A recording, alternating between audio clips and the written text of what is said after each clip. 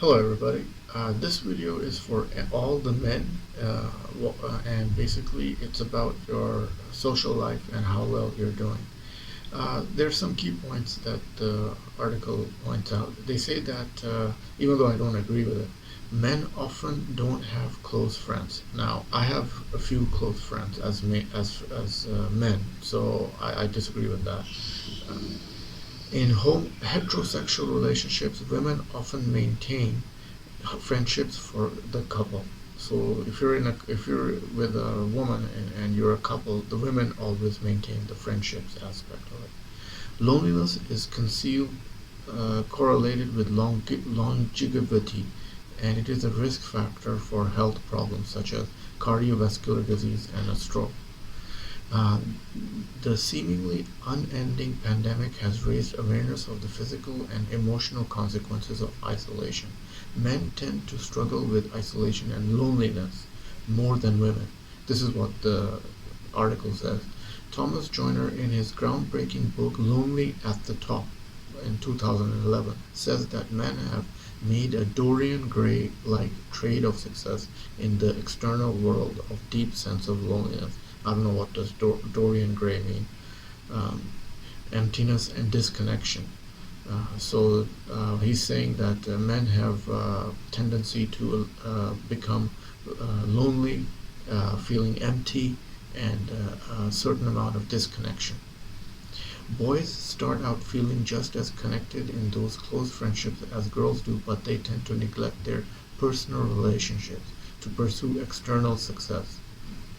When men lose the protective social structures provided in high school and college, they often find themselves interpersonally adrift, unsure how to establish or maintain close relationships with other men or women. It goes on to say, in heterosexual couples, women tend to handle all the social relationships for the couple and the children. They may fall to women because they are aware that their male partners do not have substantial relationships outside of the family as they do. So they're just saying some natural characteristics about women in families. Women can also do this seamlessly that their partners often remain blissfully unaware of all the work their partners are doing to manage the social relationships in the family. Men are often happy to have their partners take care of this because they are socialized not to value the social relationships but very highly. So basically men do all the work and women they take care of the socialization or the party aspect of going out on some level.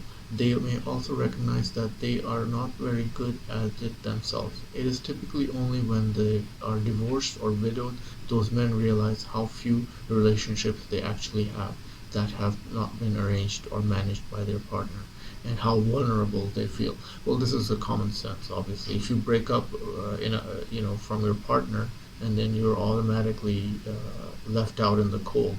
So um, the way I feel is this article is dealing men versus couples or something. The way the article is going on as I'm reading out loud.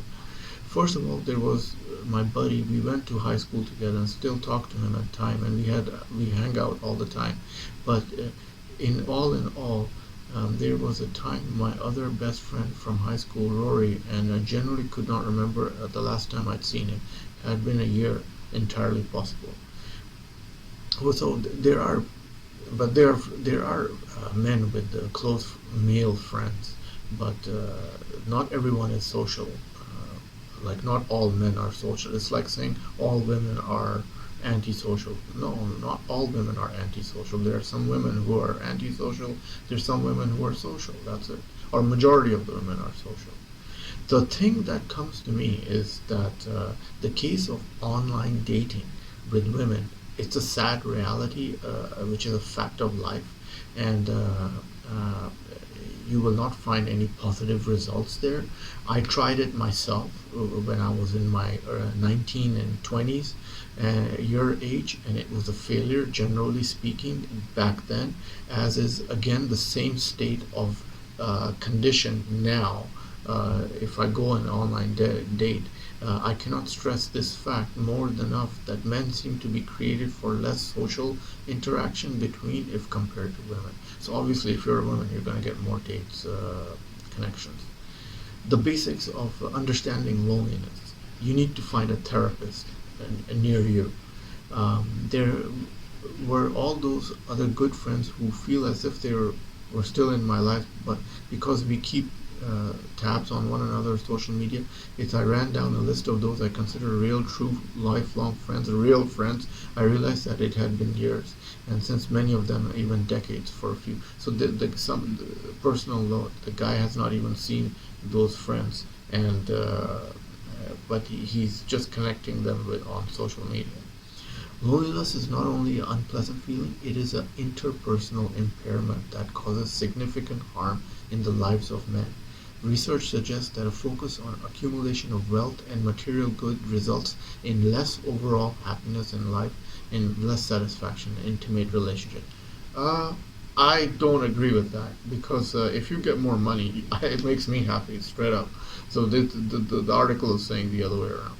The Harvard study of adult development following a group of men 8 decades. Throughout the study of different points in their lives, the men were asked, who would you call in the middle of the night if you were sick or afraid? Those men who had someone to turn to were happier than their life, than their marriages, and also physically healthier over time. So you need to have a backup buddy. That's what they're saying. If you have a buddy you can call in the middle of the night, you're much, much happier.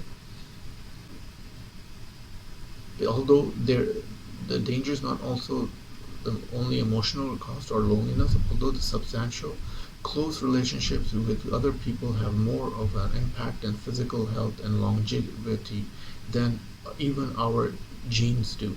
A satisfying relationship life can extend longevity by up to 22%. Loneliness is a risk factor comparable to smoking, obesity, and high blood pressure. I totally agree with that.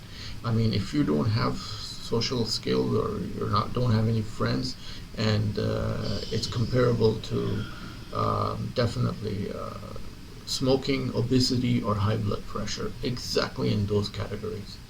Loneliness in men is correlated by cardiovascular disease and stroke. 80% of successful suicides are men. Oh wow, I never knew that. That means 80% of men, of people who suicide, 80% are men. That's 4/5 of the gender of success. And one of the leading contributing factors is loneliness. While many physicians ask questions about the risk factors such as smoking and alcohol consumption during an annual physical, and research suggests that they should also be asking about how satisfying their patients' closest relationships are. So they're saying that, when they go to the doctor, the doctor should ask them, how are your physical closest relationships with other people?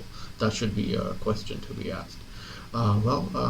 If you enjoyed today's video, click the like button. If you want to see more of the videos, click the red button. Ta-da from Shali. Enjoy this video? Then must have a look at these videos.